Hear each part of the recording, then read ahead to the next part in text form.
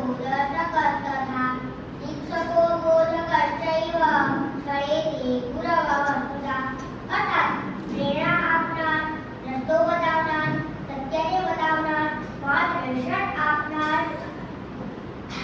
જ્ઞાન આપનાર તેમજ બોધ આપનાર આ છને ગુરુ માનવામાં આવે છે. ગુરુ માતા, પિતા, શિક્ષક તેમજ બીજું કોઈ પણ હોઈ શકે કે જેમણે આપણા જીવનમાં કોઈક ને કોઈક રીતે જ્ઞાન રૂપી પ્રકાશ આપ્યો હોય. ગુરુ એટલે જરૂરી નથી કે શિક્ષણ આપે તે જ ગુરુ. વાસ્તવમાં કોઈ પણ કળા, કારીગરી, સંગીત, ખેલ જેવા દરેક ક્ષેત્રમાં માર્ગદર્શન આપવા વાળો ગુરુ જ છે.